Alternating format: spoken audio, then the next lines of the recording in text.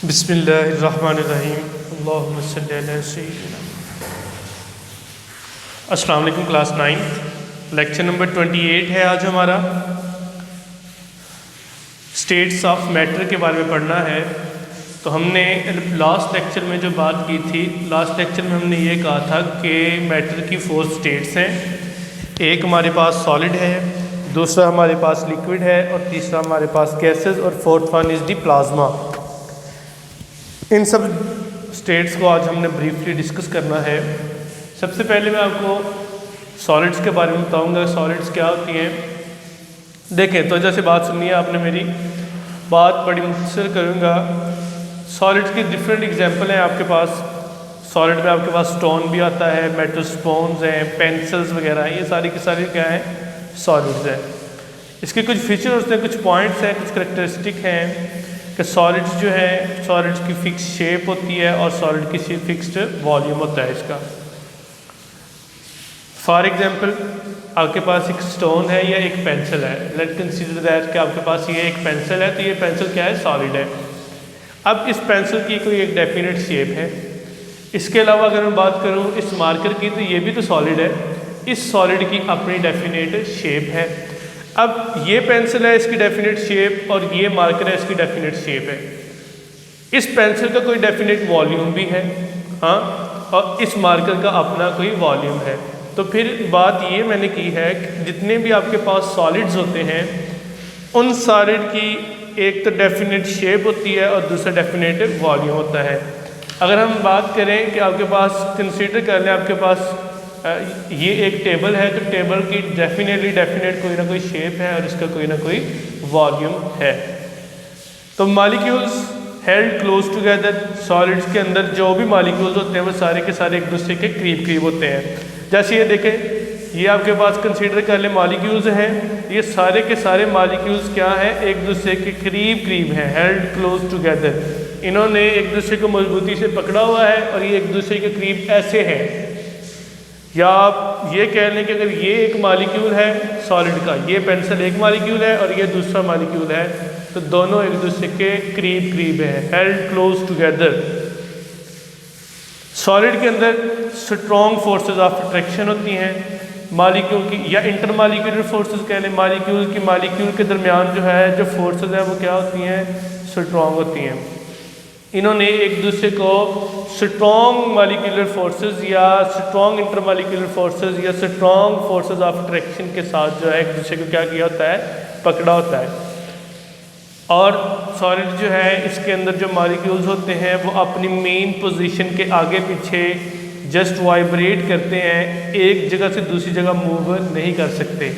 मैं आपको ये बात कह रहा हूँ कि अगर कंसीडर कर लें ये एक सॉलिड का मॉलिक्यूल है और ये दूसरा सॉलिड का मॉलिक्यूल है, इनके दरमियान डिस्टेंस बहुत ही कम है, नेग्लिजिबल डिस्टेंस है, ना होने के बराबर।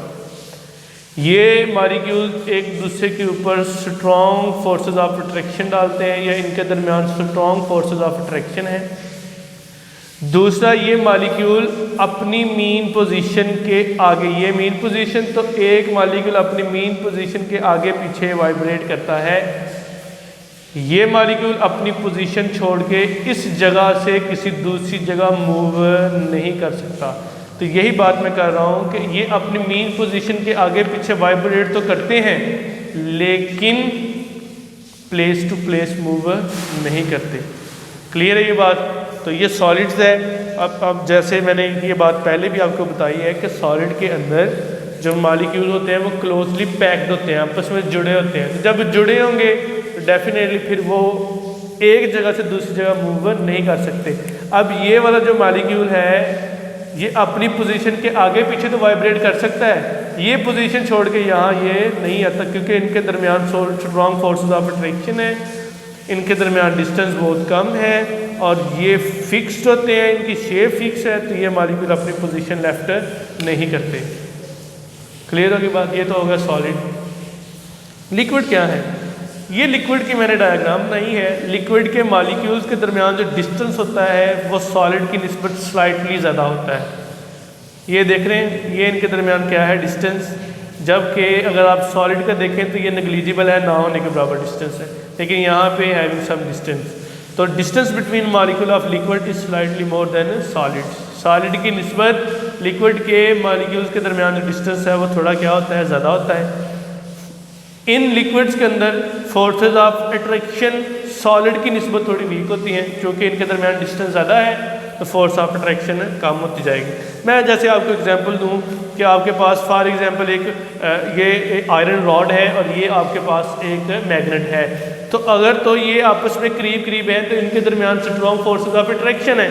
जो ही आप इसको दूर करते जाएंगे, डिस्टेंस बढ़ाते जाएंगे, फोर्सेज ऑफ अट्रैक्शन क्या होती जाएगी, कम होती जाएंगी। तो यही बात मैंने लिखा है कि फोर्स ऑफ अट्रैक्शन क्या है, वीक है लिक्विड के अंदर, चूँकि ये जो मॉलिक्यूल्स होते हैं लिक्विड के मॉलिक्यूल्स, उनके दरमियान थोड़ा डिस्टेंस ज़्यादा होता है। जब डिस्टेंस ज़्यादा है तो डिस्टेंस ज़्यादा होने की वजह से फिर क्या होता है कि वहाँ पे फोर्स ऑफ अट्रैक्शन थोड़ी क्या होती जाती है, वीक। किसकी निस्बत वीक? सॉलिड की निस्बत, चूँकि सॉलिड में तो डिस्टेंस ना होने के बराबर है, निग्लिजिबल है, लेकिन लिक्विड के अंदर डिस्टेंस है और फोर्स ऑफ अट्रैक्शन फिर क्या हो जाएंगी, वीक हो जाएंगी।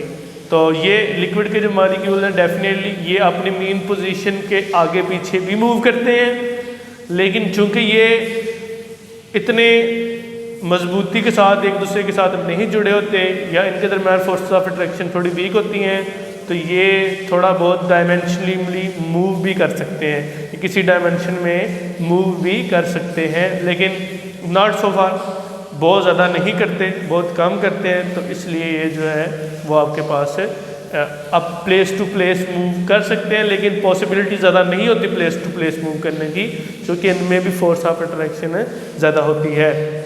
रेयर केसेस में हो जाता है कि लिक्विड के पार्टिकल्स भी मूव कर सकते हैं प्लेस टू प्लेस, लेकिन ज़्यादा नहीं होता। मैं बार बार रिपीट कर रहा हूँ, ये फिनोमेना बहुत कम देखने में आता है कि लिक्विड के मॉलिक्यूल्स भी प्लेस टू प्लेस मूव कर जाए, लेकिन हाँ ये अपनी पोजीशन के आगे पीछे वाइब्रेट करते हैं।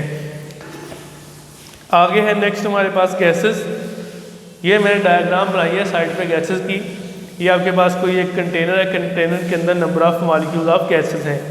तो आप देख रहे हैं कि इनके दरमियान एक तो डिस्टेंस बहुत ज़्यादा है, इनकी कोई फिक्स शेप नहीं होती गैसेस की, गैसेस का कोई फिक्स वॉल्यूम नहीं होता, और इसके मॉलिक्यूल जो हैं वो प्लेस टू प्लेस मूव करते हैं। ये मॉलिक्यूल यहाँ से जहाँ चाहे मर्जी मूव कर जाए, चाहे वो इस डायरेक्शन में मूव कर जाए, चाहे वो इस डायरेक्शन में मूव कर जाए, ये फ्री टू मूव होते हैं, ये जहाँ चाहे मर्जी मूव कर सकते हैं, और विद हाई वेलोसिटी किसके साथ मूव करते हैं, विद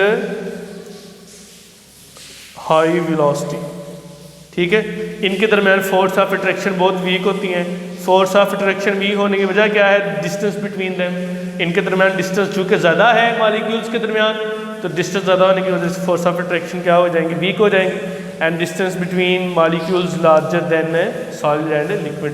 डेफिनेटली ये डिस्टेंस है मॉलिक्यूल्स का एक दूसरे से, ये सारे का सारा, तो डिस्टेंस आप देख लें लिक्विड की निस्बत और सॉलिड की निस्बत बहुत ज़्यादा है, इसकी वजह से इनके दरमियान फोर्स ऑफ अट्रैक्शन क्या होती जाती है, वीक टू वीक होती जाती है, और इनकी कोई डेफिनेट शेप नहीं है, कोई डेफिनेट वॉल्यूम नहीं है। इसके अंदर गैसेस के अंदर मॉलिक्यूल कॉन्टिन्यूसली स्ट्राइक करते रहते हैं वॉल्स ऑफ कंटेनर के साथ। ठीक है, तो ये हमने कुछ डिफरेंट स्टेट्स पढ़ी हैं। मैं फिर रिपीट कर रहा हूँ, सम अप कर रहा हूँ।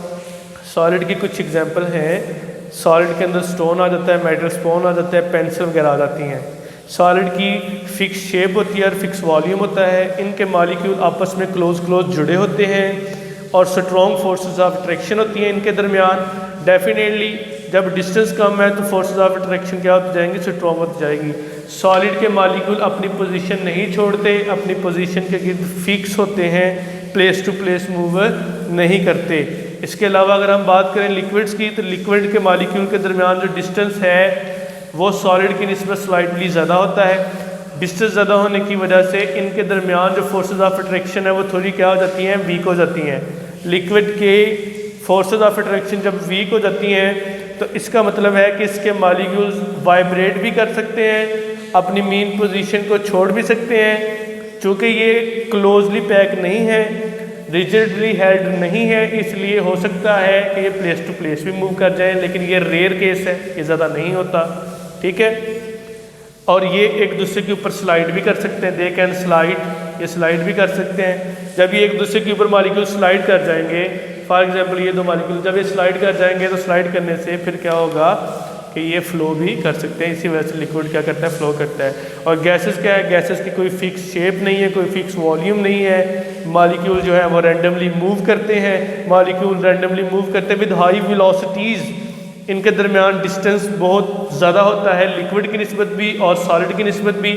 जब डिस्टेंस ज़्यादा हो जाए तो डिस्टेंस ज़्यादा होने की वजह से इनके दरमियान फोर्सेज ऑफ अट्रैक्शन क्या हो जाती हैं, वीक हो जाती हैं। और गैसेस के जो मालिक्यूल हाई वेलोसिटी के साथ मूव करते हैं वो फिर स्ट्राइक करते हैं in the wall of container, और ये काम कंटिन्यूसली होता रहता है, कॉन्स्टेंटली स्ट्राइक करते रहते हैं वॉल ऑफ कंटेनर के साथ। इस तरह से हम ये भी कह सकते हैं कि गैसेस जो है वो फिर वॉल ऑफ कंटेनर के ऊपर क्या करेंगी, प्रेशर एक्सर्ट करेंगी। ठीक होगी बात। तो ये हमारा आज का आर्टिकल था, बाकी इंशाल्लाह अगले लेक्चर में करेंगे। अस्सलाम वालेकुम रहमतुल्लाहि व बरकातहू।